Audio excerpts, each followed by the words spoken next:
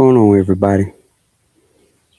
I've been having laptop issues. That's why I haven't went live in a minute. My laptop went out on me, so I had to find a new laptop. We had an old one, so I'm using that right now. Yeah, went live in a minute. Top. We had an old one, so I'm using that right now. Yeah, went live in a minute. Top. We had an old one, so I'm using that right now. Man, I got this baby sheep in the background over here doing all this loud hollering, y'all. For real. But yeah, my main laptop I've been using clunked out on me. And so I done had to string one together and we back live and in effect. But that's why I haven't been live. I'm gonna have to upgrade and get me a little something better. The one I had about 5 years, but you you, you should better keep your laptop longer than 5 years. But they say that's regular. And the one I got right here, I think I've been having that about 10 years. But anyway, y'all hear that baby sheep in the background? That's my wife. That's that sheep we've been feeding, that little white one. My wife done named that joker. That joker big and to get on that smoker. Like for real. I'm talking about just won't shut up. I'm keeping them right there right now because they can get through the fencing up at the top of the hill up there. And they don't have any guidance. The mamas up there stopping the other babies from getting out. Like they follow the mama. These three right here, they just nomads. So yeah, that joker there, boy. I hate a hollering animal, y'all. But anyway, I've been man, I just been trying. I haven't been trying, y'all. I have been doing some stuff, guys. Been really, really working. Let me get my microphone right. Hold on. How that sound right there? Yeah. So I'm praying and hoping this doggone laptop don't go down. Let me read the comment. Hey, what's going on, Lahoma? Is it growing? Let's see, subscribe. Profit. Yeah, that's some Twitch stuff. But anyway, what we're gonna talk about today. I literally have been I've been recording a lot of videos. I've been doing a lot of stuff behind the scenes. I'm putting together some things that I want to help people with land buying and land purchasing and helping people achieve the dream, but not just achieve the dream, but get it, but don't get played. Because what I realize about a lot of city folk is, if y'all see the last video I just did, we moved down here from the city and we get hustled, because the numbers that they're talking, they're nothing in the city. You could buy a place in the city for 200,000. That's a dump. You buy a place in the country for 200,000. You got you somewhere something nice, right? So my biggest thing has been teaching the city people how to not come down here and get hustled.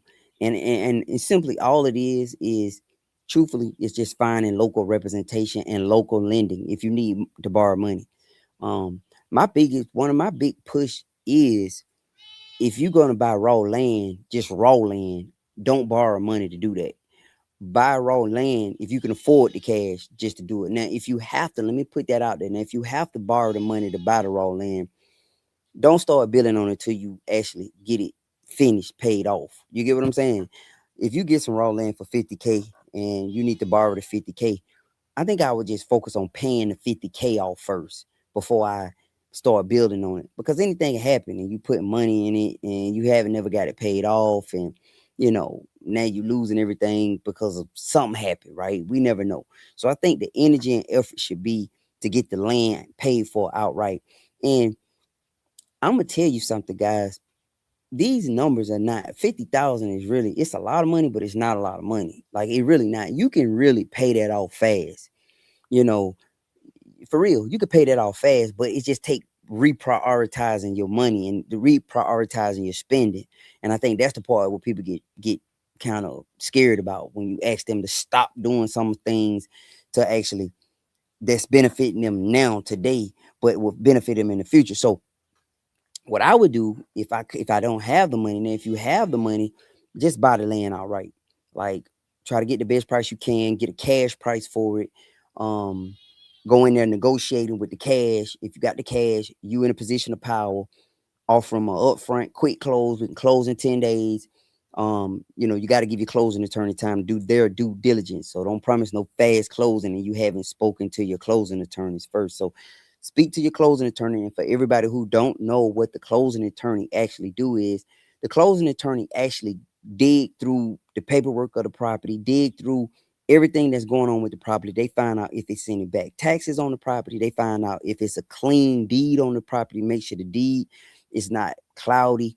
If it's a warranty deed or just a quick claim, they do all the due diligence when it comes to the deed, the taxes, and everything on the property, right? So I wouldn't promise a super fast close. I would promise a 10-day, 2-week close. But you got to let your closing attorney decide. Because let me tell you what happened with me. My closing attorney, I used a out of town closing attorney, so I can tell you all the stuff I'm teaching y'all about making sure you get a local representation. And I'm gonna talk about that. Is because I didn't do that. And let me tell you what happened to me because I didn't do that. The next year when I went to pay the tax bill, come to find out there were some back taxes on the property. Now, fortunately, they weren't so back that it was only 1 year back. And the closing attorney missed it. Now, if I had used a local attorney, closing attorney, in which we tried, but one thing you got to remember about the country, everything is so slow. You call and well, I get around there this weekend. It's not like in the city, right? So the sense of urgency is not there because everybody in cruise control. But now I understand because that's pretty much what's knocking us off in the city. We go, right? So since I didn't use a local closing attorney, the local closing attorney would have understood what's going on down at the tax commissioner office. So they come out and do their pictures and then they submit the paperwork in, right? Once the paperwork goes in, it may take them another 6 months before the bill come out. So what happened was we closed on the place in the middle of that transition.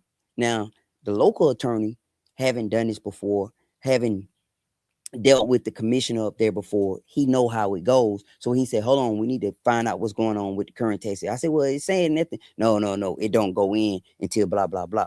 You see, so we closed fast and it was a cash deal. We closed, but I owed taxes on it. So when I went, but it wasn't a major amount, but it still was money I had to pay. And I thank God I had the money, but the only reason why I knew is because I was down there paying them.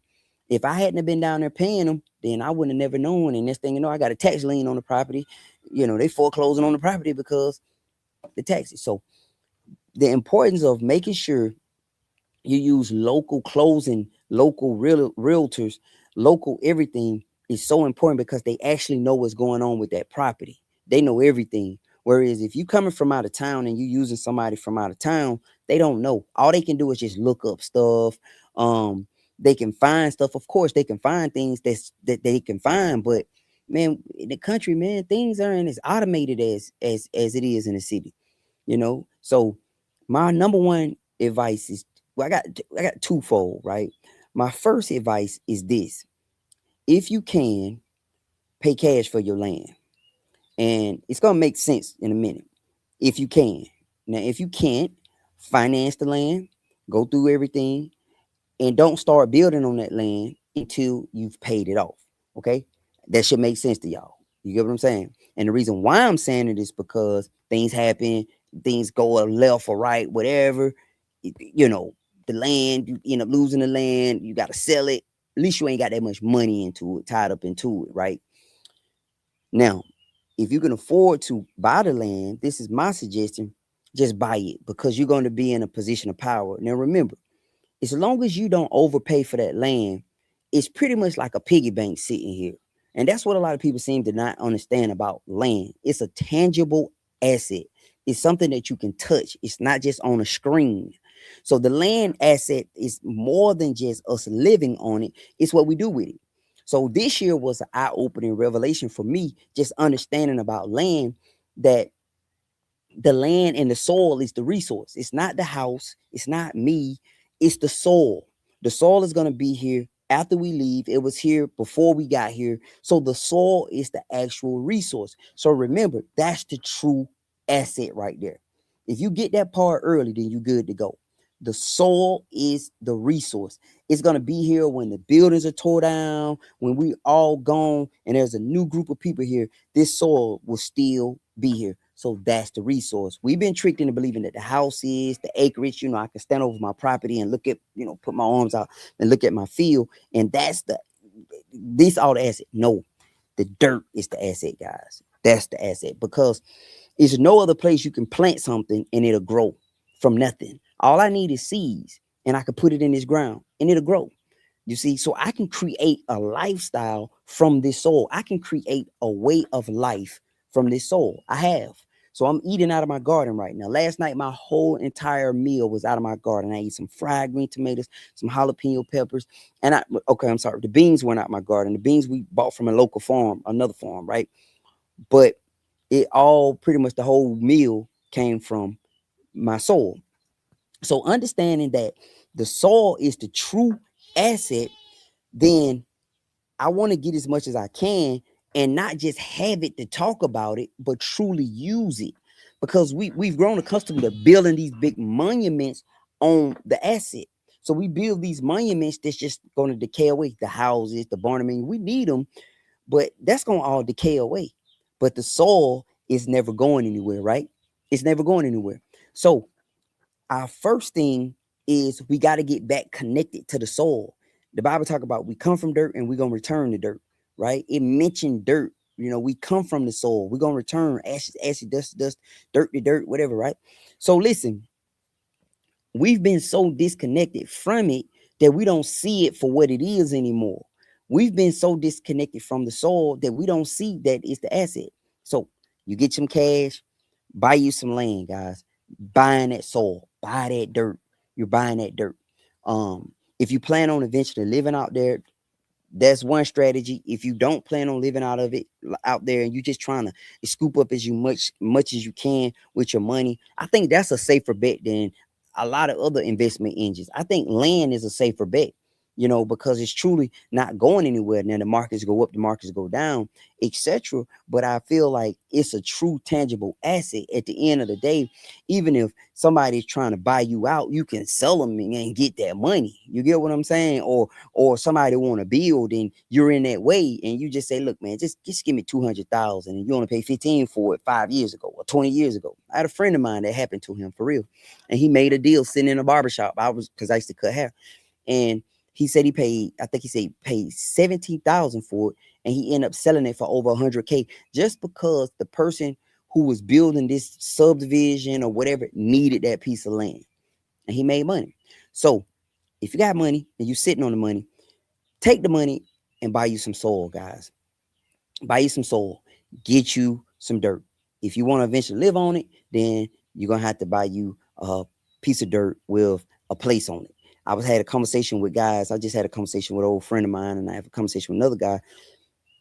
As a newbie, as a person who just getting started, never buy undeveloped land. Don't do it. I don't care how cheap it is. The undeveloped land, that's the cheap land, the $2,500 an acre, the $3,500 an acre, right? That's the cheap land. That's the land that everybody sees and want for cheap, right? That's the dream. I could buy 50 acres for that price. Yes, you can, but you're gonna have to develop it.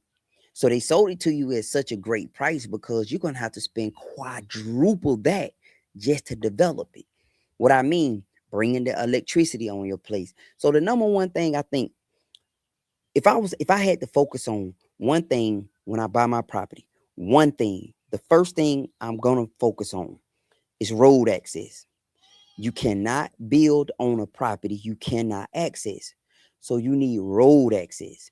And I'm not just talking about the road in front of your property. We're talking about to get down into your property. So even if you want the power company to come down and put electrical line, they need a road.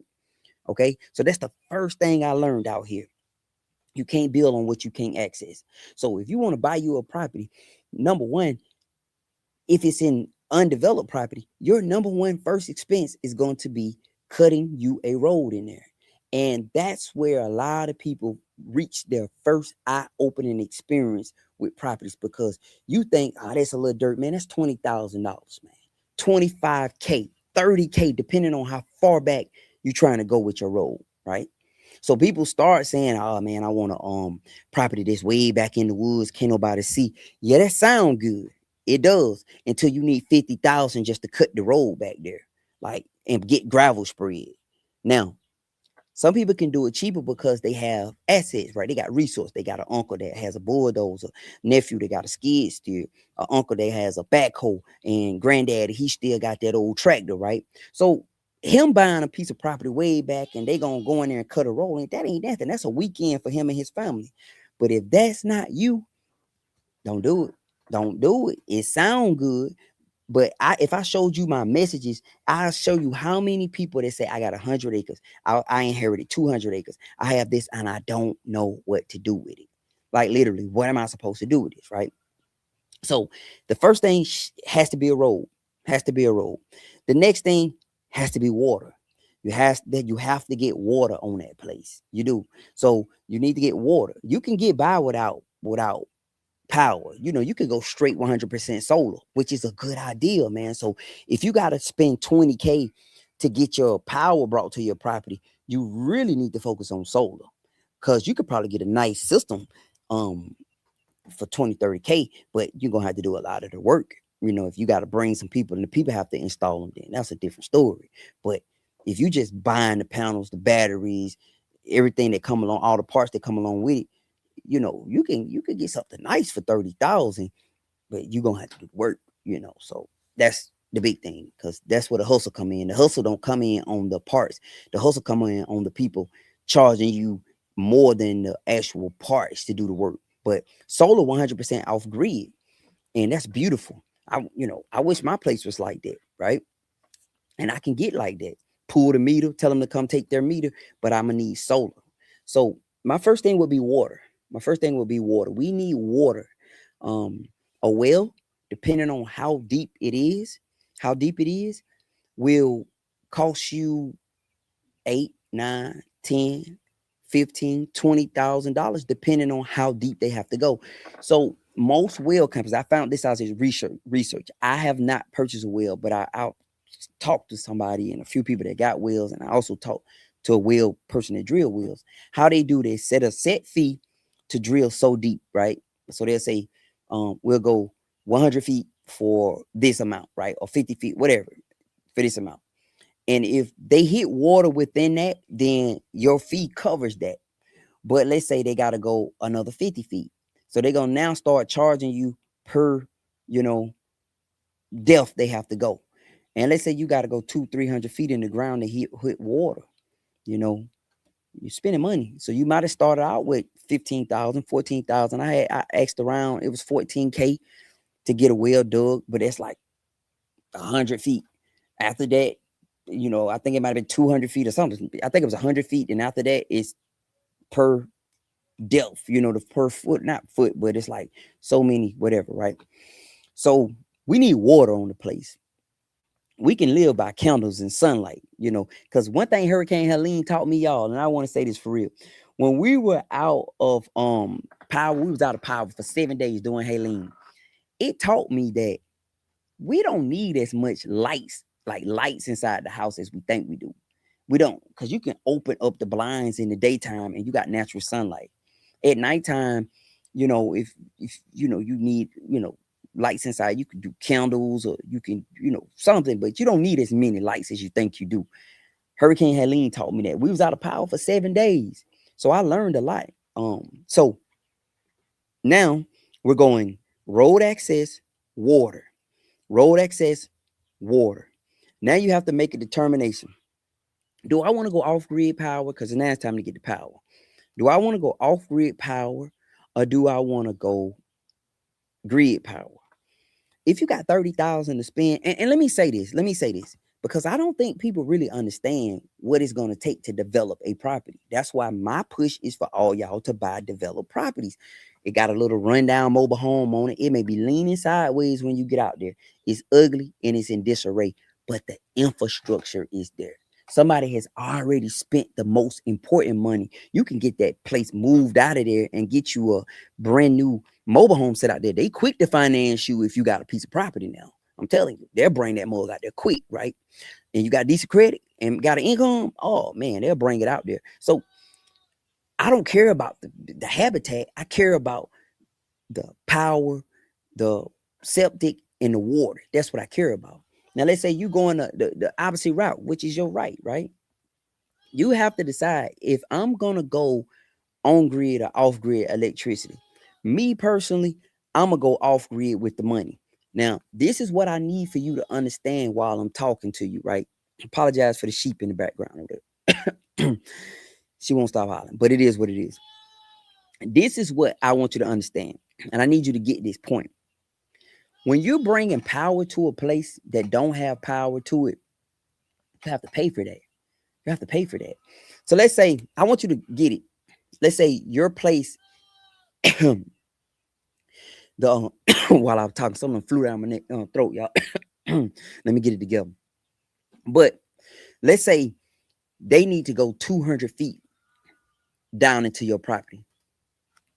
There is copper inside that wire. That's copper, guys. They're not gonna give you that copper. You got to pay for that. Now, certain counties, they'll give you, certain companies will give you so much, right? But let's say where I'm at right here, y'all see all the way up that hill up there. Let's say they had to bring the electricity from up on that main street all the way down here. Man, they're not gonna do that for free. So you may be on the hook for 20K, and they're gonna just put it in a bill. You may have to pay $2,000 a month, straight up. You may have to pay, $1,000 a month to pay for that. You hear what I'm saying? So you have to kind of understand it. I think underestimated the cost is the number one failure point for people who want to do this. Because the dream is big, but the actual doing it, the logistics is what get everybody kind of thrown off. So if you got to spend 30,000 on some electricity, now that's assuming you have it. You might as well go. Sorry, you might as well go off grid. You might as well go off grid, and that's 100% solar. And yes, I would put me a generator, probably a propane generator out, because on my bad days, I can, when it's not sunlight and it's not that much coverage, I would use my generator to charge my batteries on my solar, on my system. But yeah, I wouldn't. I don't know. I can't say that. You know why? I'm gonna tell you another reason why. Sorry. Another reason why going off grid may not work. I've just thought about this while I was talking. It's the internet. The internet. So where I'm at, we got great fiber internet. That's how I'm streaming right here, y'all. This internet booming. Y'all see how clear that is, right? It's clear, right? The internet, booming. So what I realize is what the internet companies do is they use the electrical poles, the poles that's already set up, and they bring the internet down into rural areas. Now, if those poles don't exist, they got to put new poles. I actually saw that. So down here where I'm at, we used to have no internet. It was horrible. I mean, it was horrible, right? They had still like dial-up internet. We end up going with Starlink. Starlink is fine if you don't need a lot of internet. Me, y'all see what I do. I'm in front of a camera. I'm streaming. I'm uploading videos. I can't get by without good internet, right? So Starlink don't work for me. But let's say you don't need that much internet. Starlink could work. It was perfect. Starlink worked perfect. I'm telling you. But it only is going to work if you, because they have what they call data caps. So I had 1 terabyte. And at the end of the month, if we almost out of 1 terabyte, they'll start slowing us down. And other people will start getting priority over us. So it ain't no such thing as just sitting and watching TV all day. That's an absolute no, right? But if you don't need that much internet, Starlink will work. I'm telling you. Now, for me, I use internet. So we have fiber here. Now, this is going to be my point about why you may end up having to go on grid. You need internet. You want access to remote work, right? You can't depend upon a flaky internet. You need something that's gonna allow you to access remote work. Because I had friends come visit on that Starlink, man. They were struggling trying to work, man. They were struggling, right? So now when people come visit and they got to do their remote work, they good. They very good. But if the infrastructure is not there for the electrical, I'm not sure the internet company is gonna be able to pull their stuff. Yeah. So you may end up going on grid anyway. But like I said, there's options. If you don't need that much internet, I would look into Starlink. I'm telling you, man, it works great. It works great. It's the best thing around in these parts, other than that fiber.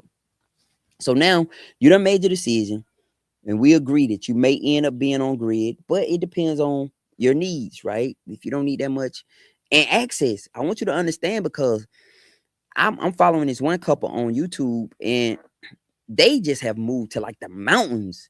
There's no access. You hear what I'm saying? Like, ain't no company. Like, you paid them for $100,000 to bring that up there, because just the sheer amount of wire they have to bring.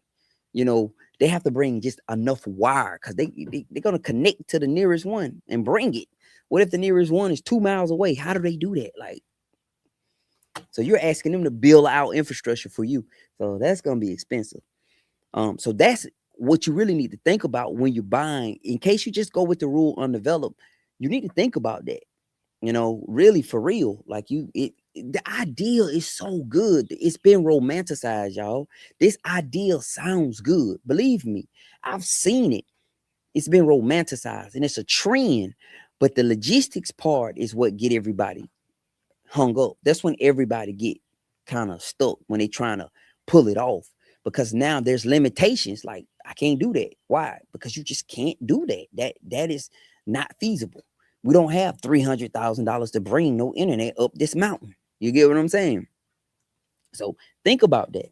So now you've got your power figured out. The next thing you're gonna have to address is septic. You're gonna need septic. And I'm gonna be completely honest. I kind of got out of order. So when you building out your home site, the first thing you want to do once you determine where you want your home at on your property, because the home site is where you got 50 acres. I got ahead of myself. I apologize. Once you determine your home site, you got to do a perk test on that site to see if that's a good enough site. Right. So you want to build at the highest point on your site. Whatever is the highest point, because you don't want the water to run to, you want your water to run from your property, but you got to build at the highest point on your property. That's what you want your home site to be, right? So now you got to get your perk test. I kind of got ahead of myself. The perk test is what's going to determine if your soil can absorb water, excess water coming off of your septic tank. Now, if it don't perk, you can still build there, but it's gonna be more expensive. So I posted a video about it won't perk, and I talked about it's not perking because I would not advise you to buy a property that won't perk. If it won't perk, I don't advise you to do that, because the issue is you're gonna have to try to sell that property whenever you want to sell it, right? And you're trying to sell a property that won't perk. So that means I don't care how much you got on this property, how much you done built it out, that property won't perk. You hear me? So you can buy a property that won't absorb the water. You get an engineer out. They could do all kind of stuff to make it work. Okay. True. Would I advise you to do it? No. Why? Because it's gonna be a struggle to sell it when you want to sell it, because it won't perk. You can't get a septic permit for it. Well, you probably can get a septic permit after they do the engineering, but you think about it. If you was buying a property, would you want to buy a property that's been engineered to perk? You'll be like, I don't know about that. You see what I'm saying?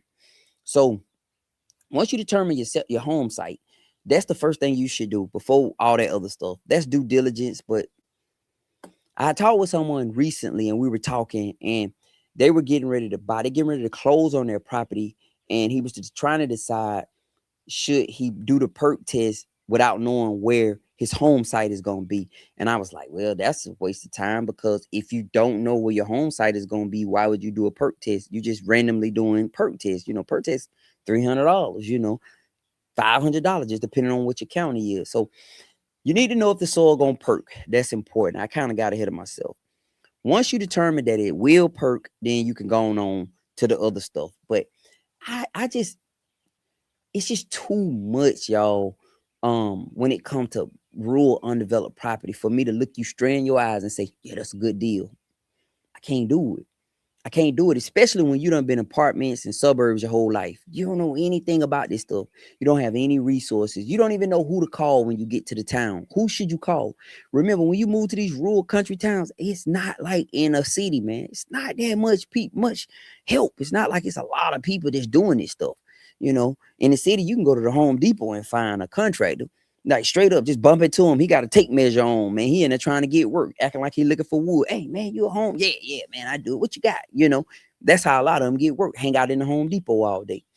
It ain't like that in the rural areas. And then even if one of the things I found out when I got down here was that a lot of these people don't want to even um don't even want to come back here. So I had a lot of brothers who, when I first started, I asked them, could they I know they can do the work. And I asked them, would y'all come down there and do it? Yeah, yeah, I come do it.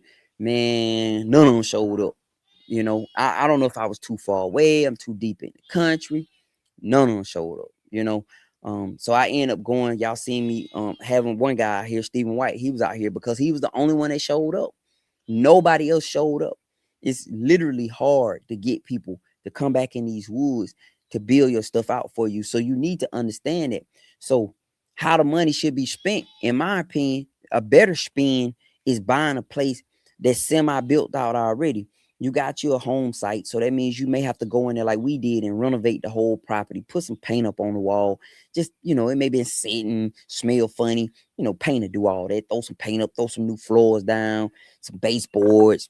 You good to go. Maybe throw some, paint up a couple of accents walls, just bring it back to life. Hang some pictures, you good to go, right? We came in here and renovated the whole place. Gutted one whole bathroom. That one, no joke. Took a big spring tub out and had to put a regular size tub in. It worked out. I'm glad we did it, but it wasn't no joke. Learned some valuable lessons. Had to run plumbing, did all that, right? But it ain't hard to do. It's not hard to do it. Hard to do it all. So you find your rural places, leaning. You may want to go out there and tear it down. Tear it down. If I was starting and I had cash, I think my move would be get me an RV, um, build me a pole barn. So I get me an RV. I build me a nice pole barn. A pole barn is just a big old shelter over my RV. So let's say I build me a big one if I have cash. So I get me an RV, put my RV out there, build me a big old pole barn, a nice pole barn, a nice one. Because that pole barn, if you do it right, can be the beginnings of you a barndominium. You get what I'm saying? If you build it right. So you build you a good pole barn, you use some 6x6 posts, big posts, and make you a nice pole barn and park your RV up under there. That RV, parking that RV up under that pole barn has just bought you a lot of time. Now, if you need some time to get your money back right up, you need to get your money right, then just work, live in your RV and get your money right. You hear what I'm saying? And then you can come back and say, hey, I saw this done. I saw a guy do this. I saw a guy build a pole barn around his RV. Straight up. I saw a guy build a pole barn and left the RV inside of it and built that thing in.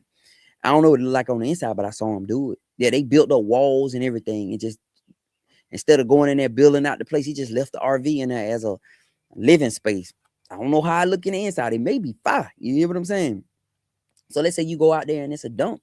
You go out there and tear down what you need to tear down or leave it alone. Throw your pole barn out there, get you a power plug, put up a 50 amp, 30 amp power plug for your RV, plug your water into the septic, get your water from the tank, put you some filters in for your well, put you some filters on.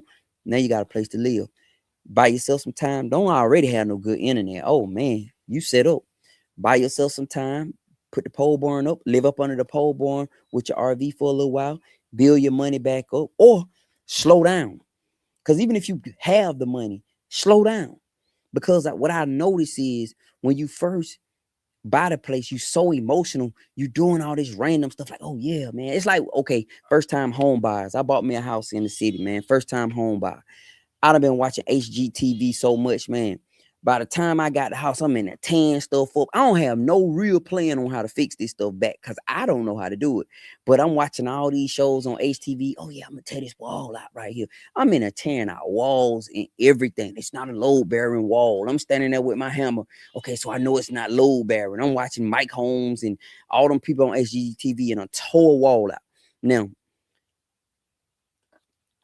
when I ever get to the point where I would decide I want to sell this place or move or whatever, and if I buy a new property, I ain't doing nothing because I ain't buying a ton of work. I'm gonna buy a decent enough property that I can go stay in.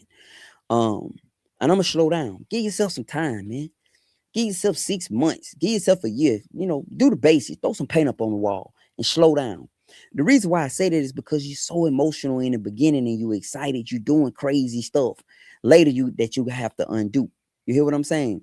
So my best advice to you, once you get on the place and you done got yourself situated, is just slow down. Slow down, man. Don't do nothing. Draw it out. Like, especially when you look at my place out here, all this stuff in the back here. It took me a while just to develop that thought process of I used to cut all that. I don't know if y'all could see them sheep out there, them goats, but I used to cut all that. That was grass, y'all. I was cutting that. And then one day I'm just sitting, I was thinking, like, why am I cutting this when I have animals? So I invested in getting fences built, and now we have pastures for them to graze on. You hear what I'm saying? But in the beginning, I'm just doing stuff like, yeah, man, I'm gonna buy that. Yeah, I always wanted this. So just slow down, man. So let's get back on track. Number one, number one, I don't advise you to buy rural undeveloped, meaning nothing on it. I don't advise that unless you know what you're doing and you have access to the stuff you're gonna need to build it out. Okay. If you don't have access to that, um, remember, hope is not a strategy. Let me say that. Hope is not a strategy. Well, I hope I can. That's not a real strategy. That's not a plan. Okay. So I don't advise you to do that. Okay. Number two, if you decide to do that, you got to go in the order of magnitude, the most important stuff that has to happen. And I got ahead of myself and I started talking about electric and road and all that stuff. But once you determine your home site, do a perk test to determine if you can build right there. And if you can build right there, you need a road. You're going to need a road and do everything else I said. Road access, you're going to need water access, you're going to need power, and you're going to need septic in that order right there. You know, I mean, it's nasty, but you ain't necessarily got to have, you know, a bathroom to start. You know what I mean? I know it's nasty, man, but you don't, and ain't no way to get the bathroom really running without no water, no way. So you got to get the water done first, and then they got to come out here and dig up the ground and put a tank in the ground, and then do leach field lines, and then hook it up to wherever they're gonna hook it up at. So, do you really want to go through that? Like, just think about that. Just to have the bragging right to say I have 50 acres, you know, I don't, I don't want to go through that just to have the bragging right to say I have 50 acres. Or I have 200 acres, you know, and I mean literally, guys. If I showed you, um, um, this real time, no recording, literally, guys, I can show you especially my Instagram inbox. It's so many people saying, "Bruh, bruh, I need help with this, bruh. I need help with this, right?" Yeah, because they have land and don't know what to do with it. Somebody said that this real time. This is a real time recording. I do the I that sheep over there. Listen, man, I'm gonna put that sheep on that smoker, man. That sheep gonna keep on playing with me, and she gonna be on that smoker. Like, she over there jumping, flipping, and everything. That's why I don't like them jokers that hang out with people too much, because they look at you like they mama.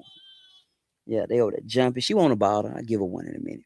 But yeah, now I do the this a real time. This is not a recording. I do the recordings at nighttime. I put it out there just to keep the content going. I've been wanting to do a live, but if you missed me in the beginning, um, my laptop went dead on me. My laptop I've been using to go live with, it went dead on me, guys. So I've been stuck in between I've been stuck in between wanting to do one and So I've been finding videos I can upload to just stream those live. But my wife, I forgot we had these laptops. They old laptops. I got them from my wife, and we gonna go with that. All right. But yeah, man. I just want you guys to understand. One second. I just want you guys to understand by doing this, because so many people are reaching out to me, and everybody wants to own land, and land is the dream, but I don't think people have a true understanding of what it literally costs. Now, let me say this. Let me say this. This is not a deterrent. I do not want to deter you from buying land. I want you to buy land. I feel land is the only real tangible asset in our society. And when I mean tangible, you can touch, right? You can live on it, you can dig a hole in it, you can grow some plants in it, like it's tangible, right? So when I talk like this, don't think my goal is to stop you from doing it. No, no, no, no, no, no. My goal is to give you a realistic perspective from real experience. If I'm talking to you about it, that means I have been through it. And I'm quick to tell you, when people ask me, I will tell you in a heartbeat, I'm not sure about that because I've never done it. I don't have a problem with exposing what I don't know because I'm fine with that, right? And it's a lot of you guys who are way more smart in this topic matter than I am, right? You done it 3 or 4 times, but I have done it. Okay. So my goal is not to deter you. My goal is to prepare you. For all of us who look like us, we don't know enough about this stuff, but yet we have a yearning for it. So we all want to go do it, but we don't have the knowledge base. So for me, I just generally want to be a resource to you guys and allow myself to allow you to use my experiences, whether it's just through a video. I get so many questions every day. I'm across all the platforms, and I get a lot of questions on a lot of platforms. And if I see it, I can respond to it. But a lot of times, guys, I'm busy myself, so I can't spend all day. I'm trying, to do what I can. But I want to not just teach you, but I want to just lend you my experiences to try to keep you from making the mistakes I did. That's why the video I just posted, I just posted it on one platform. I was talking about finding local representation when you get ready to purchase a property. Never, and wherever you about to buy it at, don't use an out of town lender and an out of town realtor. Don't do that.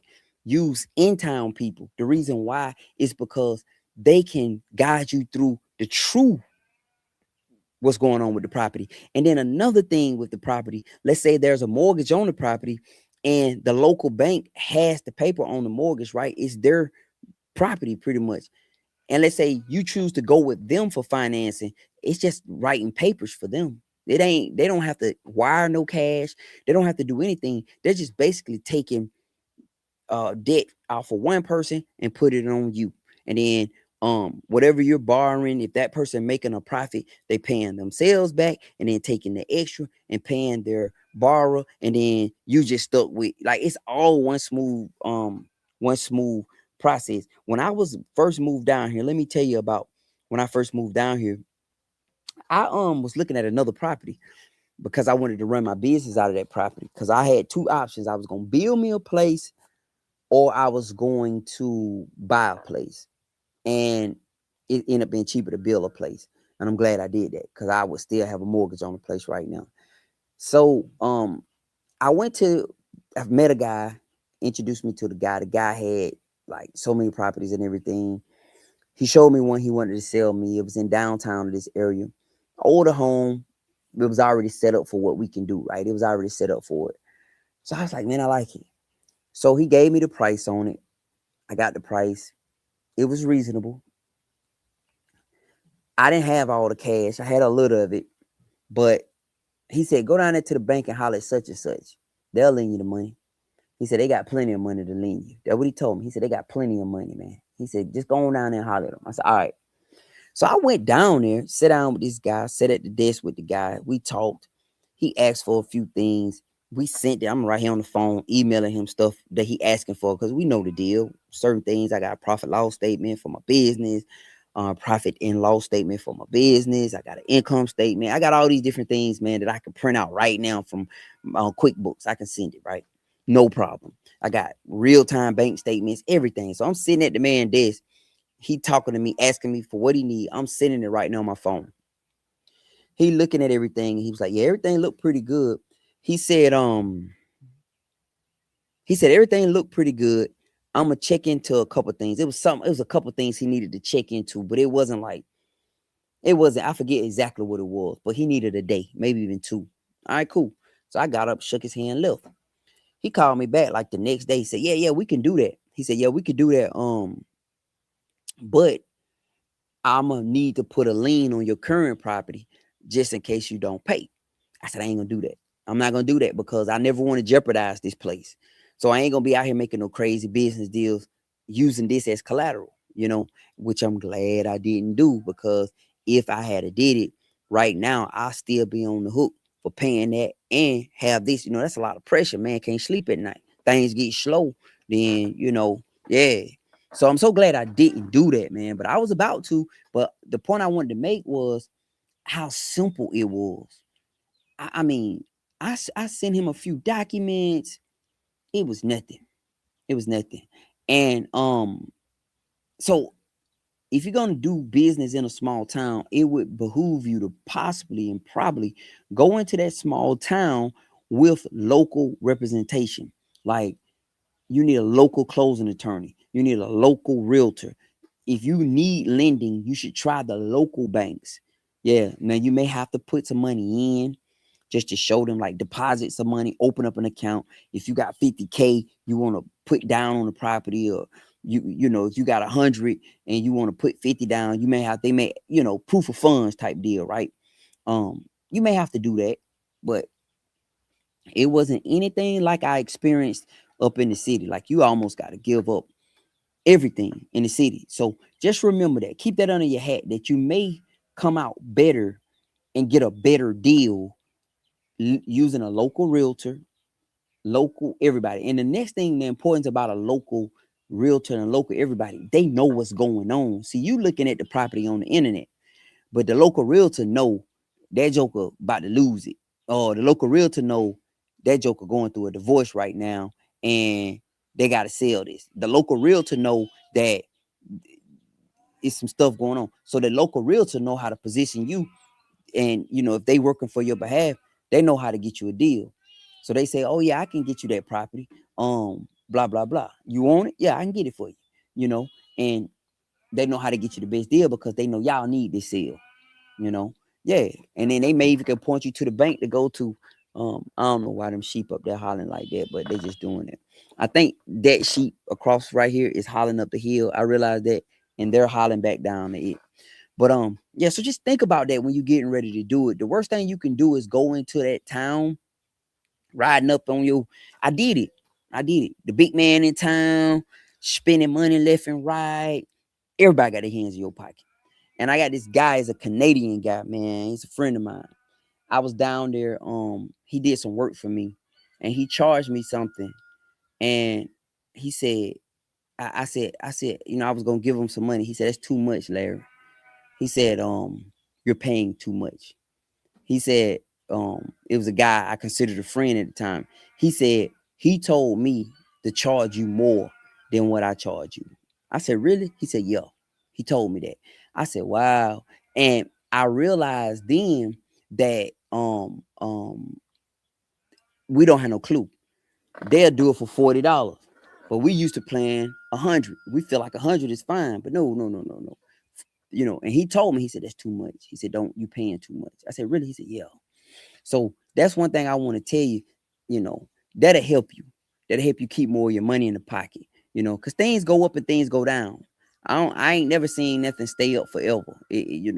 Business come, business go, business rise, business fall, and it rise again. The people who can weather all the ups and downs, they call them ebbs and flows, are the ones who successful, not the ones who do good in one particular moment. Because you got people who can do well in a moment or in one season, but they can't weather. They can't weather. When it goes down, they don't know what to do. They don't know how to make it. They done gave up and walk away. You know, they don't know, they didn't position themselves. So being prepared, getting yourself ready for anything, what allows you to stand. So that's one of the things I want to encourage you, man, with, man, about getting local representation and help when you come into the city. But absolutely buy the land. Buy the land. If you can afford it, buy something tangible. Buy it, but buy it right. Don't go out there and buy no doggone swamp. You don't went out there and bought a, they done sold it to you for 30,000, and you done bought 15 acres, and they took pictures of the first three, and the other 12 acres is mangrove swamp trees in the back there that you got to figure out how to, you done bought a wetland back there. You got gators in the back, don't even know it. You get what I'm saying? So that's the main thing. If you buy it right, buying it right, that's what's going to assist you in the future. And when you buy it right, it becomes not just an asset to you, it becomes an asset to the community as well. Because what happens is, as the value of this property rises, everybody else's property go up. So they love to see your property. When they come in and appraise this property is now valued at blah blah. Now that's a comp. That's a comp for them. So if they want to sell their property, refinance their property, or whatever, they can use your last appraisal or the last tax assessor assessment on your property as a number that they can comp, and they can refinance their property like that, or they can pull equity out their property, So yeah, man, it becomes a asset to the community. So that's what I'm doing out here, man. This a piggy bank, but it's a real live asset that you can touch. And I'm just now scratching the surface on understanding that. Remember that when we end this video and this stream, if I cannot leave you with one thing, the best thing I can leave you with is the soul is the true asset. You build on the soul. You buried in the soul. You see what I'm saying? Like the soul will be here when we gone. You know, um, the soul sustains.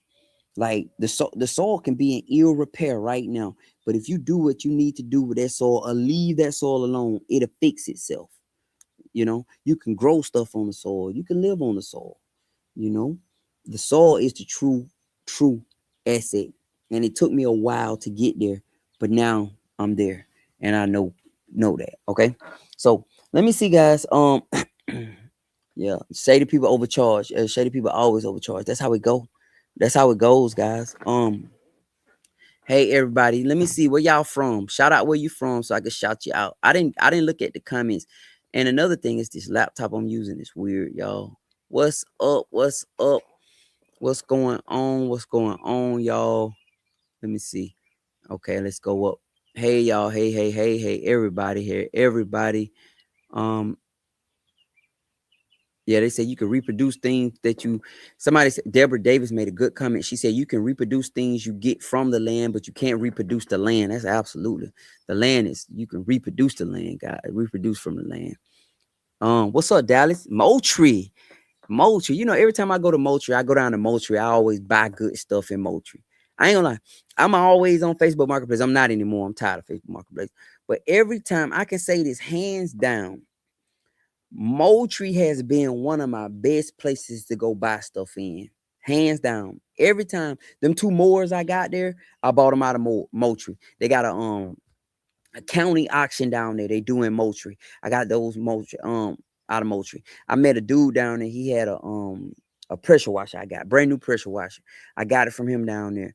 Moultrie is a place I definitely don't mind going to. I like Moultrie. I like Moultrie, man. Moultrie is a little town, man. A lot of people don't know about Moultrie. Moultrie is a little town, man. Moultrie is nice. Dallas, Texas. What's going on? Georgia, Vero Beach. What it do? What's happening? North Carolina, Low Country. You live in the barber chairs. You want to hear the story about the barber chairs, Tiffany? Your name is Tiffanyana Jackson, child Tiffanyana. Okay. What do you tell the bank to get the loans? Is it better to borrow or come with I would come my own money to make it easier if you can. It's hard to buy a piece of property that there's really no comparables, and then the bank is taking all the risk because they lending you money for a piece of property that hasn't even developed. So if you can buy the raw land, then you can also use the land. You can leverage the land. So let's say you want to build your house on the land. If you buy the raw land, which I wouldn't advise you to really do, without knowing what you're doing. Now, make sure I say that now. But if that's the route you have to go, because a lot of people cannot afford the 200,000 to buy the place with the house on it. But if you have to buy a raw land, then make sure you buy the raw land right. And number two, pay the raw land off, and then you can use the raw land. You can leverage that with the mobile home company. See, because I would get me a mobile home. The mobile home company will build that mug. They'll bring that mug out there. I'm telling you, man, it's nothing. My grandmama them signed paperwork. They came down here one day, signed the paperwork, didn't even know they was gonna do it. We found the place, walked in, signed the paperwork, picked out the one they wanted. Now, only thing they had to do was when it went through underwriting, send this, send that. But we did all that digitally. And the lady told me, Larry, you're gonna have to have the permit soon because we're gonna bring them. I said, how soon? Man, about a week later, she was saying it's ready. And I had to make sure I had everything. So yeah. And you love the barber chair. So Tiviana said she loved the barber chair. So the barber chair comes from when I used to work at the barbershop. A lot of you guys don't know I used to cut hair. I used to cut hair off Counter Road in Decatur, Georgia. Um, and I was a barber. And the owner of the barbershop, shout out to Dennis Mitchell, he was getting ready to close the shop down. And I went by, I used to always swing by and check on him, see how he was doing, because business had gotten tough. And he said he done with it. And I told him, I said, Dennis, if you ever sell, if you ever close the shop, let me know. I want to buy my barber chair from you. The chair I used to use and I used to cut hair in. I have two of them. He said, all right, Larry, I got you. So one day I was sitting at home. He said, Larry, you still want that barber chair? I said, yeah, I want a barber chair. He said, come on, man, meet me on Panola Road over here. I got them. I got two of them. No, he said, I got one of them for you. I said, okay. I rolled over there. He had another one. I said, what you want for that one, Dennis? And I think he gave me that with $50 or something. It was cheap. We got it. Helped me load it up. Took it home. So these are the chairs that was in the shop when I worked there. These chairs represent a lot more than me just sitting in it right now. Let me tell you something. It's almost emotional just for me to tell the story, because I was so broke trying to cut hair and make money. And if you ever did barbering or any kind of service-based business, where you need people to come shop, I ain't talking about a plumber or nothing, but you need people to decide they need a haircut. That's tough at times.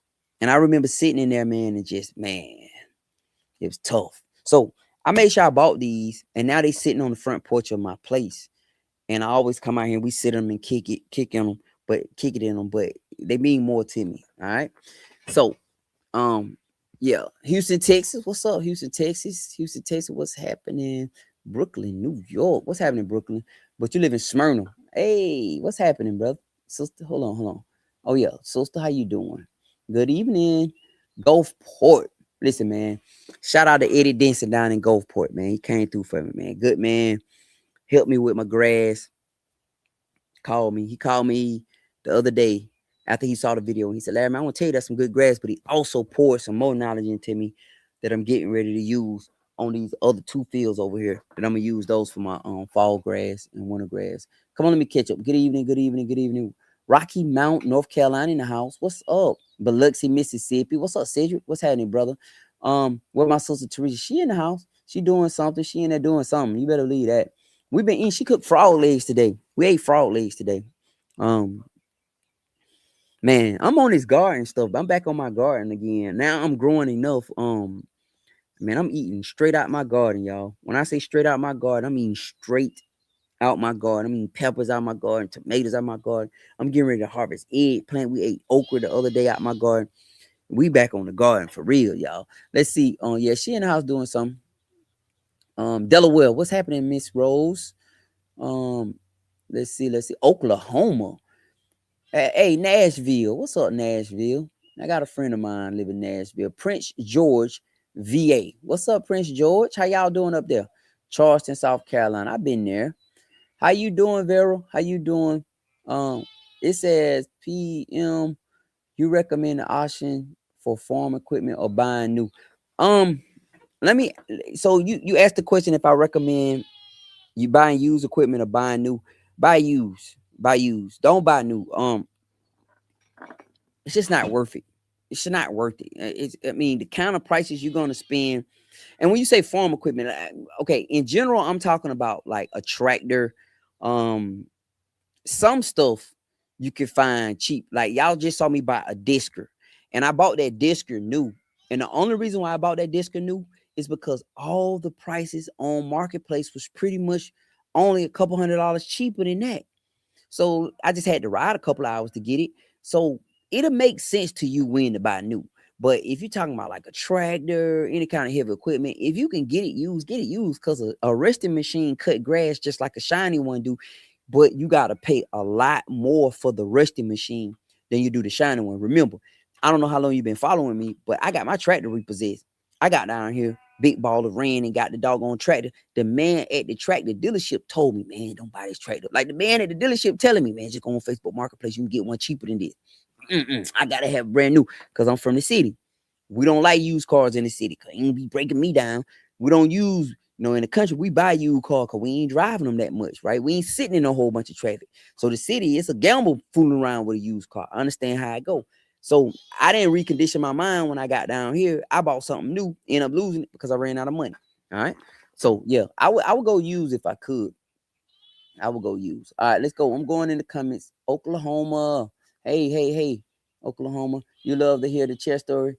Yeah, that's one of. Hey, what's up, Takara? Why Takara in the house? What's going on? I see you out there wrestling with them cow panels, out there tripping. Well, get them cow panels right, man. Them things ain't that bad, man. Next time before you do it, you come here and watch me. I'll show you how to do it, man. I'll show you how to do it. It ain't that bad, man. It's just you got to do one end at a time to carve. Just one end, and you put the T post in, put the cow pounder in, clip the cow pounder under the little T post. Well, you got the little ridges in the T post that stick out where you connect the fence. Just put your first cow pounder under that, under the first one, and then it's locked in there, and then just bend it down, man. That's what I did. Um, you said what about the mineral on the land? Yeah, listen, guys. It's a lot of people posting about that.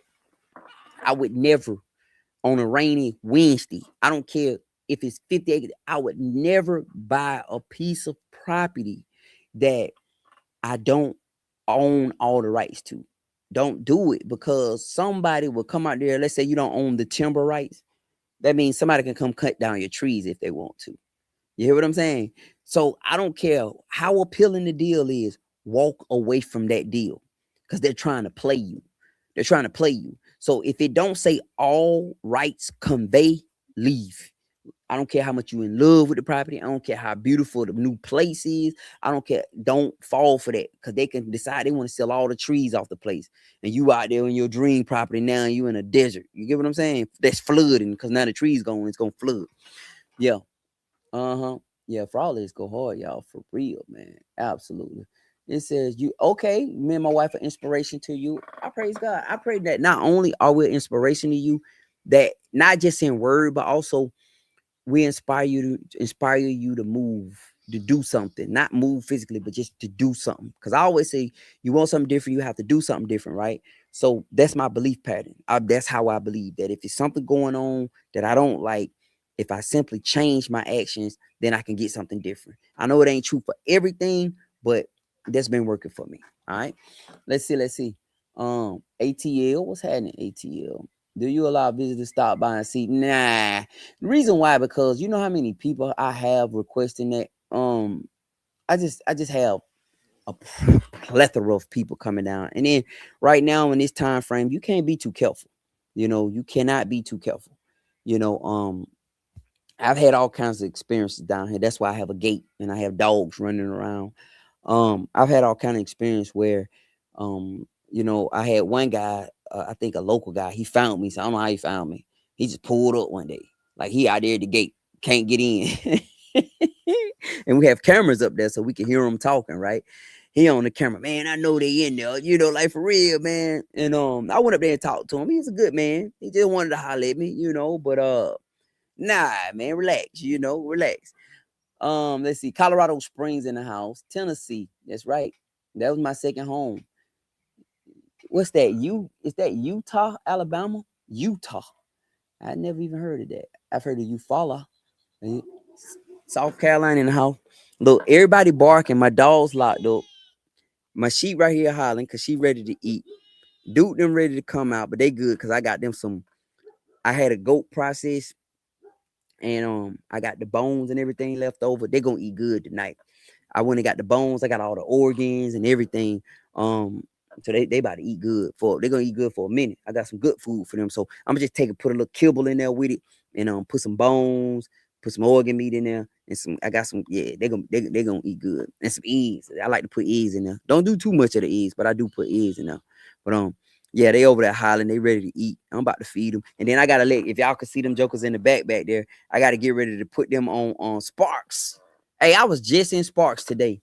Literally, I was at the Dollar General in Sparks off of is it Roundtree Bridge Road? I think it's Roundtree. I was in Sparks today at the Dollar General, at the little Dollar General down there. I was shipping an eBay package back, and I was down over there in Tifton, and I could not find a place in Tifton that takes FedEx. I found one place in Tifton that took FedEx, and when it was a Walgreens, and when I went in there, the girl said we can't take no more until FedEx come get them. And God had threw me a line in the road. I seen a FedEx truck, but I didn't know if he was gonna take my package or not. I should have stopped him. So I went down there to Sparks. I was in Sparks, fell up in the Dollar Tree. Man, I did not leave my package down there. Man, I ended up going all the way down to Douglas. I was in Douglas because it's a pretty. The machine I bought was I spent a little money for it, so I don't want to just leave it in no Dollar Tree in Sparks, Georgia. So I was like, nah. But yeah, I was down there today. Yeah, I was down there today in off of is it Roundtree Bridge Road? Is that the right road? But I was just down there. I sure was. It said what do you do with your animals when they pass away? Burn them up or dig a hole. It depends on how big they are. Lately, I just been burying them. You just bury them. Um, a lot of people say you feed them to the dogs. I don't know what they passed away from. You see what I'm saying? And some things are transferable to the dogs. And I don't want to knock my dogs off. So most of the time I just burn them up or I bury them. I got a burn barrel right here where one thing about animals you gotta always understand when you deal with animals, there's gonna always be some dead animals, guys. Like people who don't deal with animals seem to not know that. Like, yes, you'll walk out there, somebody just laying there. I mean, that joke was fine yesterday, up playing with you and everything, and just night gone. So normally I burn them up or dig a hole. Um, but truthfully, they seem like the burning up is the best way to do it. You just gotta make sure you get it all burnt up because if you don't get it all burnt up, it'll start stinking. So, you just gotta probably it normally truthfully, it take about 2 days to burn one up. It take about 2 days, especially a big one. You have to burn it and you gotta keep it going. Put a little diesel on it, put some pallets or something, and just get it to burn. And then after the pallets burn up, probably gotta throw some more pallets. It take about 2 days to get them burnt down to the ground. I mean, to the nothing. Like you go out there, they burnt down. Yeah. Yeah, off Highway 41 in Sparks. Yeah, I was down there, man. Yeah, I was in Sparks today, man. Down there kicking it. Yo, swole through the. It says, "Do you have tours to see?" I don't right now. I don't have tours to see my animals. A lot of people are asking that, and eventually I probably will. I'm not saying it's a hard no, like no. Um, Eventually I probably will. Let people come down and see the place, etc. I'm just what I'm doing is I'm getting ready to build out the place where I'm sorry, y'all. Somebody was emailing me. I'm getting ready to build out the place to where you heard me talk about the chicken. I'm getting ready to do the chicken processing. Um and a lot of people to come down and do chicken process. We're gonna let 10 couples come down. When I mean couple, it's gonna be 2 people. So it could be you and your friend or husband and wife. Y'all come down and learn about chicken processing. We getting ready to do that for sure. So when y'all saw me get that chicken tractor, that was the first step of it. Next, y'all gonna see me put up a tent. When I get the tent set up, we gotta get the water running to the tent. We gotta get some fans in the tent because them tents get hot. Just gotta make it decent, right? I know it ain't gotta be brand new. We're gonna put the tents up. We're gonna gotta put some kill cones out all around it. I need to put 5 or 6 kill cones out. Maybe 5 kill cones so each couple have a bird. So we gotta put some posts in the ground and put kill cones up, and then that way you could do your necks and So we're getting ready to do that. I don't be scared of what? Yeah. What do you mean? Scared of what? Yeah. You said I don't be scared. Just tell me what I don't be scared of. I don't know what you're asking if I'm scared of. Um, but yeah, I that's what I plan on doing. So eventually I plan on getting you down. It says, hold on, here's on. Shout out from Southwest Michigan. Thank you so much for the continuous and real insight. That's Miss Cunny. Miss Cunny, how you pronounce it? Yo, Daycree. I don't know how to pronounce your name. Butts County. What's going on, Butts County? What do you think about easements? Easements can work, but you need to read the fine print on easements. And let me tell you about an easement. So an easement is just basically an agreed upon road access that either you give somebody or somebody gives you, that you can cut through their property. You can't make no changes on it. You just can use this road through my property to get to your property. And the same way with yours. You agree, it's an agreed upon road. Now, they have 100-year easements, 20-year easements. They got all kind of verbiage that you really need to be careful for of what an easement. And you need to know, because the easement can go away when the property change hands. It was a gentleman deal between two people or two family members, two cousins, and two best friends or two neighbors that liked each other, and one gave the other rights to the property to drive through. Now that easement can literally change and go away when the property transfer. So easements can work, but you need to know the wording. You need to understand if you're gonna have access to it, how long you're gonna have access to it. Like it's just all about doing due diligence, guys. Um, she said, "Do I be burning my animals? Nah, I don't be afraid to burn my animals. I have to, guys.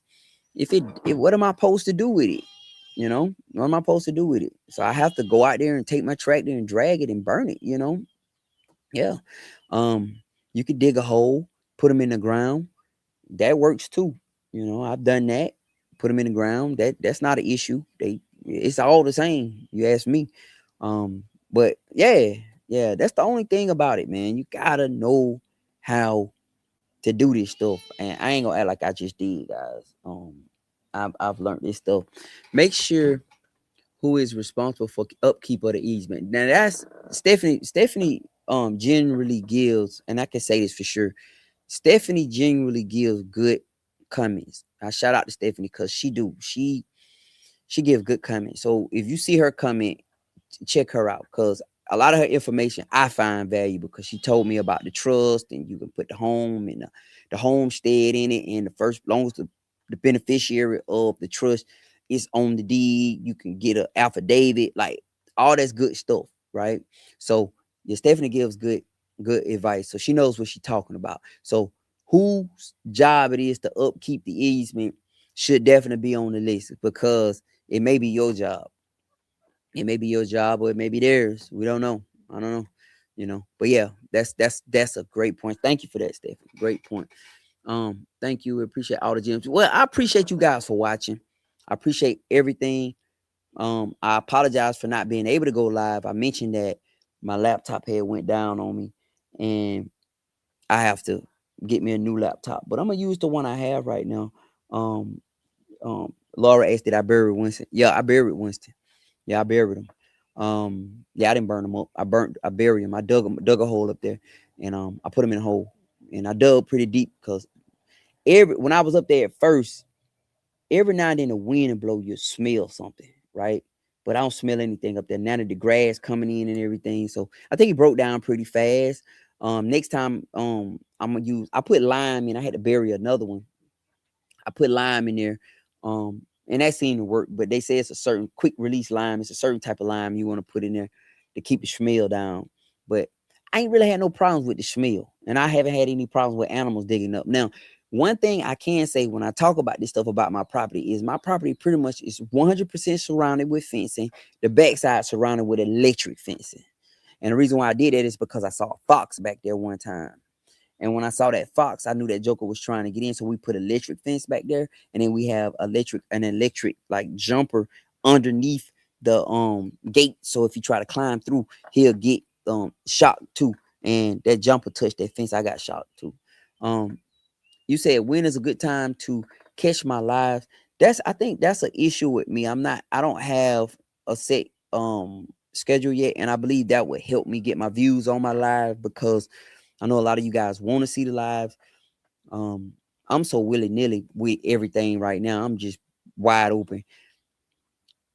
For the last week, I don't know when the last time I did a live. I've been trying to get on every day, but my laptop been crashing on me. It's going black screen. I think it's just the video cards going out on it.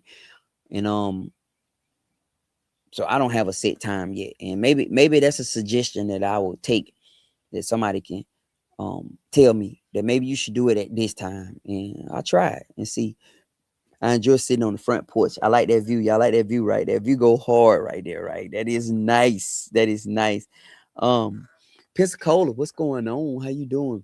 You said people have many different kinds of animals. What benefits of sheep? I love you guys' channel. Okay. Number one, sheep are like cows. They don't give you one problem. They don't. The only problem you're gonna have with sheep is them all that hollering. You heard it. That's it. That's the only issue I have with my sheep. Now when I first got my sheep, they started dying, and I lost a few of them. But the ones that's left are strong. So I think I got a good breed out the lineage, right? Out the genetics out there right now. Good, strong genetics. The meat, sheep are great for meat. They eat grass. So when you talk about what's the benefit of a sheep, sheep eat grass. Goats will eat grass, but that's not their first choice. Goats want to eat bushes and leaves and all that stuff. So if you have a whole bunch of grass, you want to put the sheep on it. Like, that's my thing. And y'all may hear me say this, that if I had to start over from scratch, I would not do goats. I would not do goats. I would invest all my money into Katani sheep, and I would raise up the best Katani sheep, and I will work with the genetics, and I will build up a nice bloodline of Katani sheep, and I'll put them out there on that grass and let them graze. Like, literally with sheep, man, all you can do is throw them some hay, maybe put some cracked corn out there. They good to go. Goats need copper. You have to make sure their nutrition is good. Now, I like goat. I like to eat goat. Like, a lot of people don't know about goat the right way because they've had poor experiences with goats. But goat meat is absolutely wonderful, especially when you get it fresh. Yeah, for real, it's a whole different ball game. So yeah, sheep is just a wonderful animal in my opinion, especially for a homestead. They are great. They don't bother you. They're not out there getting their head stuck. You come out there, a goat done went out there and just did something. Just like they say, goats try to wake up every day and try to find ways to take themselves out.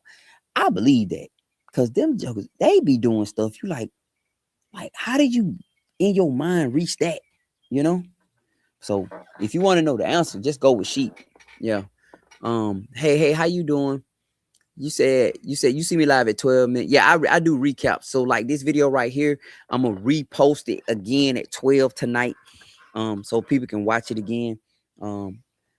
You says, I have a question. What's the best place to buy land? Go to landandfarm.com or land.com. Go in there and look at the filters. And when you look at the filters, you'll understand what I mean, because they have filters that say owner finance. They have filters you can put your max and your minimum budget in there. You can put what state you're looking for. Look up landandfarm.com or land.com and put your state in there. Go look at the filters when you click down, and you can drop down and it'll tell you what your budget is, like what you want to pick for a budget. And if you want to do owner finance, what state you in, all the different stuff, and then let it find you the properties it's looking for. All right, that you're looking for. And then you can pick and choose from those, and then it's going to tell you the realtor and everything. And what I would do is I would compare those properties across multiple sites. So I would go to Zillow, I would go to realtor.com. I would go and I would just search the address, because most of the time, if you just get the address and you put the address in the browser and search that address, it'll come up. Everything surrounding it'll come up.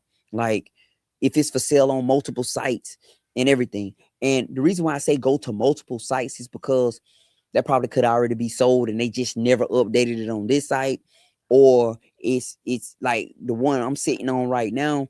We was looking at this property and it was under contract, but my wife was diligent. She was staying on top of it. And as soon as it came off from up under contract, it must have fell through. We knew about it, came down here, put an offering on it, and got it.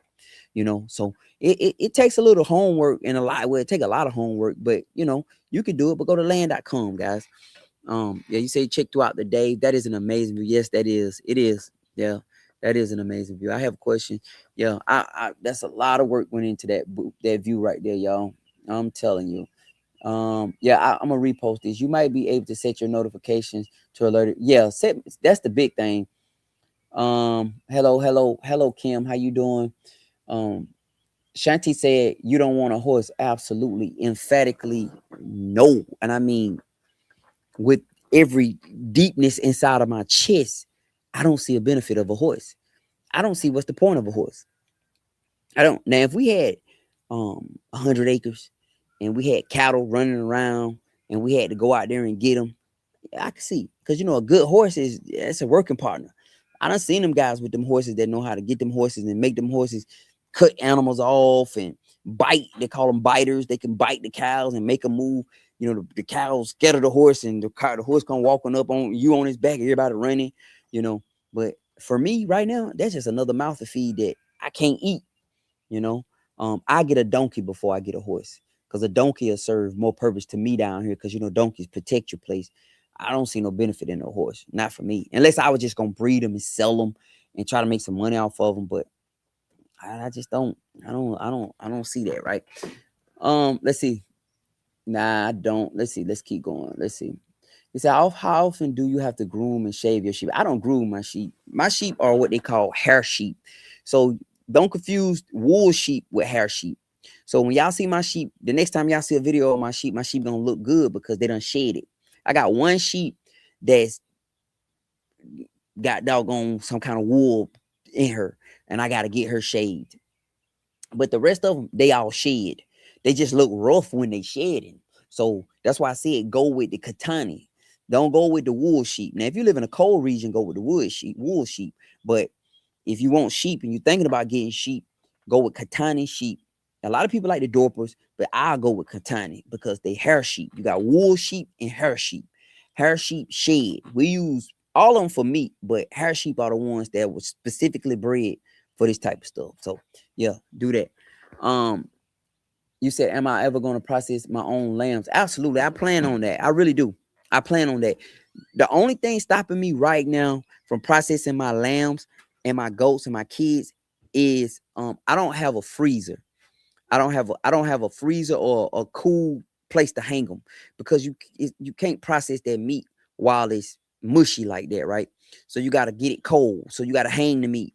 So the only thing that's stopping me right now is I need a place to hang it. Once I get a place to hang it, give me a cooler or a freezer or something, a cooler that I can hang them in. And then when we get the meat, we can take the meat, and it's easy to work with the meat after it's been hanging. But when it's all mushy like that, you can't work with the meat. What you about to do? You walk, honey? Okay. Everybody say, hey. She said, yeah, my wife about to do her walk. But anyway, let me see. I'm about to wrap it up. Let me see. Come on. Let me see. It says, he said, I live in the tri-state, trying to find land in Georgia. Kind of hard to travel consistently to look at land and work at the same time. Trying to do due diligence from up north, just me and my daughter. Yeah, that's tough. That's tough. That's tough. That is. Hey, Richie, you hear your baby calling you now. You hear your baby calling you now. Don't turn your back on that baby. Yeah, but yeah, I hear you on that though, for real. I hear you on that. Yeah, that's that would be tough. Yeah. But you gotta keep going. It says, I've been driving and noticed a couple of goats in a field beside the church. And let me see. Hold on, I'm gonna go down. Oh, wait. So I'm using this different laptop. Yeah, I apologize, y'all. This joker. He said, so I've been driving and noticed a couple of goats in a field besides a church, and that field is so clear. I look for them when I'm grinding. Yeah, the goats will get it right now. But if you want to get some grass cut down, get you some sheep. The mixture is goat and sheep. That's the mixture. So if you want to really get that joker cut down, put your herd of goat out there, herd of sheep. The sheep gonna eat the grass. They're gonna eat the grass. The goats gonna eat everything, the bushes and everything first. And then they'll go to the grass when they don't have no choice. Like right now, that group right there, they eating the grass because they haven't made their way in the back. So I've noticed how they breed, how they graze, and they stay in these one little areas and they move around, but they haven't made their way. I got a whole big old place back here in the back full of bushes and stuff, and they ain't made it back there yet. So we'll see how that goes, guys. All right, I'm getting ready to wrap it up, guys. I gotta feed this sheep so she can shut up. I'm gonna repost this tonight. Let me see what. Yeah, this laptop I'm using, guys, is let me see, giving me all kind of. It ain't giving me issues. Horses are expensive. Yeah, I heard. What's the benefit of rabbit? I have to, but I don't want to make them. Fertilizer. You can use them for meat, but rabbit fertilizer is a good fertilizer. It's not a hot fertilizer. It's a fertilizer you can take out the bag and put directly on your plants. Fertilizer. Rabbit fertilizer is one of the best fertilizers you can use. So if you have some rabbit, I don't know what kind you have. The Flemish Giants are the kind that we normally get, the big giant ones for meat. And I'm thinking about actually getting some, but y'all don't want to know what I plan on doing with the meat, like what I plan on doing with them. But yeah, fertilizer. Bag up the fertilizer. I know people that have a cage with a rabbit cage, and it's got like these little grates in it. So when it the poo fall down to the bottom, and then they go out there and collect on all the fertilizer up, and they bag it, and you can sell that. Your rabbit fertilizer is sellable, very sellable, and you can take that fertilizer. And even if you have a garden, and you can use it in your garden. I've used it before and it works. My neighbor had it. She brought me a whole bag of it one time. I put that stuff out there around that okra. Man, that stuff took off, man. For real. Hey, what's going on? How y'all doing? All right, I'm getting ready to wrap it up. He said, are you thinking about getting ducks? If not, yeah, so I actually have been thinking about getting ducks. I've been thinking about getting some Peking to eat them. Like, I'm just being honest. No, I will eat them. So that's what I want to do with them. But goats are nasty. For people who don't know, goats are nasty. That's a nasty animal, right? People who I know that have goats. I'm sorry, ducks, not goats, guys. She said ducks. Think about getting ducks, okay? But I'm thinking about getting Peking ducks. But yeah, they say ducks are really nasty. They're nasty animals. So when you get them, you have to kind of like make sure you got a nice place set up for them, because they're gonna duck poo everywhere. And if you ever seen them ducks and them geese out in a field, how they just mess the whole field up. So I can imagine having like a little coop or something full of all that. Yeah, y'all don't know about that, but I've been thinking about it. I've been thinking about getting some Peking, guys. If not, yeah, been thinking about it. It says, yeah, rabbit one of the best. You said tell Teresa. I said hello. I tell her. Blessings to grandmama. Yeah, grandmama over there. She just walked on the porch and looked out. I wonder if she had wanted something. She seen me on the porch. She probably gonna holler at me when I get done.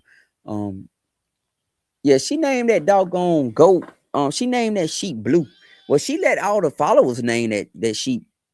That's that joker hollering over there right now. Yeah, ready to eat. We're gonna feed her. Them joker getting big. And I caught the little boy in there mounting her this morning, jumping on her back. So he won't be in there long. I'm thinking about turning him into a wether. Yeah, I'm thinking about turning him into a wether. That's when we castrate him. Yeah, I'm thinking about it.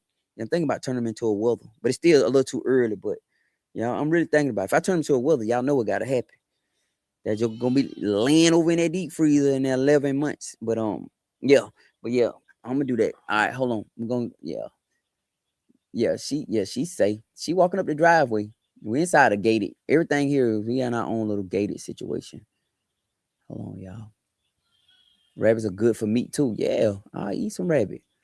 Y'all know something about y'all know something about any kind of meat you process, you can't eat it you got to eat it within the first 2 hours or after 48 hours. You got to let the rigor mortis, either eat it before the rigor mortis set in or eat it after the rigor mortis go away.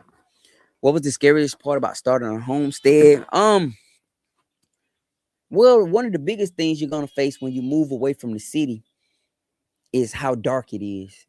That's scary. Because if you grew up in the city around lights and around people, you always hear noise, sirens, car booming radios, and you see lights. But when you move to a place like this, it's dark and they fine with it. You just hear them in the back playing they Hank Williams Jr., right?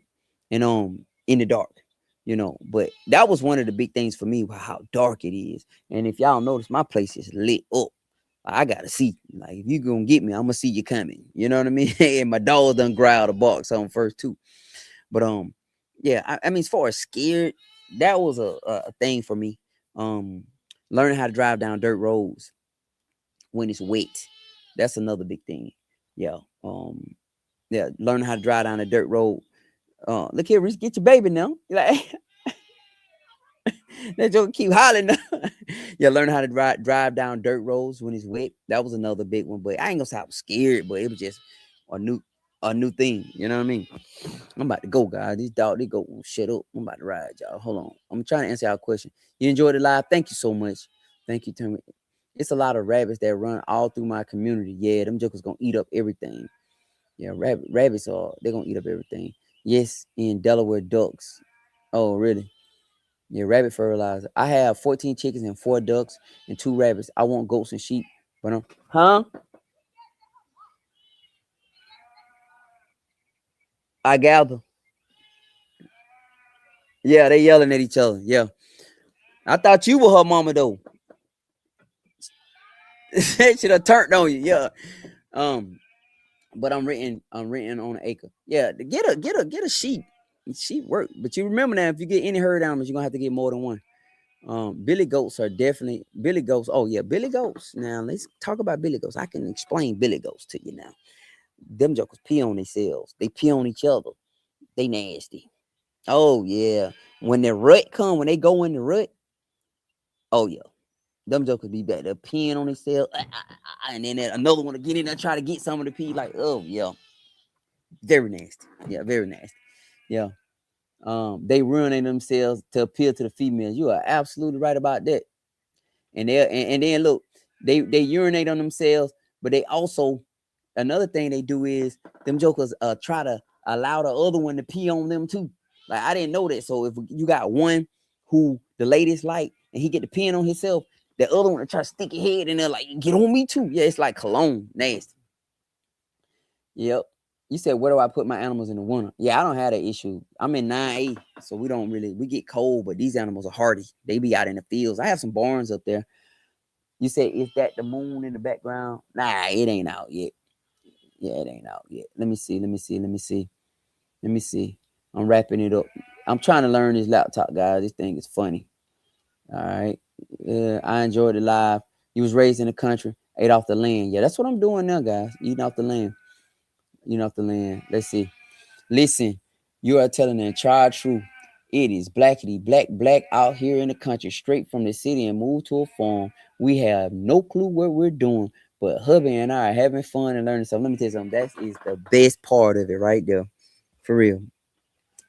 Best part of it. Stick with that. As long as you're having fun and you're enjoying yourself, just stick in there. You'll be all right. That's the best part. Cause once everything get to running slow and everything get to, everything get to going easy and there it gets boring because now it's just you on a routine now. So I always have to find new stuff because I got my goats now. My goats just moving across the field. Like right now, I'm about to go up here and walk them back across and throw some feed. I got these bottle babies. I got a new batch of chicken I'm growing out. That's my big thing right now. I got my sheep and I have a new meat bird that I'm getting ready to introduce to my place. And that's the only meats we're gonna grow and eat. That's the only chicken we're gonna eat. I have 30 plus right now. Yeah, it's like 30 something of them. And I'm getting ready to see what's up with those. Like for real. They're called dark cornish. So that's the big thing I'm doing. Yuck. Yes, Lord. I'm telling you, them jokers are nasty, guys. Very much so. All right. I'm trying to get to all y'all comments, but remember, I'm using this new laptop. So it says you're doing awesome. Yep. Yeah, my wife, she walking up and down. She do her walk every day. I'm about to wrap it up. Yeah, I walk with her, but I'm doing this, so I'm about to wrap it up for the day and be done. I appreciate y'all for joining, watching. I'm gonna post this again at I'm gonna reschedule this for noon midnight tonight. So, you know, I can be live for the other people. So if you see a live in the middle of the night, that's me just because you got some people who I learned are up late at night, like straight up. There's some people be up late at night. like 3 o'clock in the morning. I'm getting comments on the video. For real, be up watching the whole video. So I put that out because I want to keep content coming for all y'all, not just for the group on here, for the next batch too. Some people at work right now, they will watch my video doing work, right? So that's what we're gonna do. But anyway, let me wrap it up so I can go. This joker won't shut up. I gotta move these jokers back over here and put feed up here. I gotta feed a couple of them. Just that little set right there. I gotta feed, and then we good to go. And then we gotta put these bottles out here on these bottle babies, and we're good to go for the night. All right. All right, guys. You was one of them up late at night. Yeah, yes, a lot of people are always up late at night. But I'm gonna repost this. Thank y'all for being on the live, joining, liking, sharing, watching. Apologize for this little annoying little sheep over here. She won't shut up. But we about to get us some feed. We get out of here, man. We get us some milk. All right, y'all. They said they missed you, Reese. You want to come say hey to them? Come on, say hey to him right quick. You should have just walked around the back right here. Here come Reese. She gonna say hey to y'all right quick. Come on now, we wrapping it up. Bless my life. I need it. Yeah, that's one thing about me. Here she go right here, y'all. She want to say hey. Duck down. You see yourself over there. Hey y'all, how y'all doing? Y'all have a blessed evening. Okay, amen. Somebody, I gotta go feed my baby. Yeah, amen. Somebody. All right, y'all. We out. Love y'all. I'm gonna talk to y'all in a minute. All right, this Larry. Peace.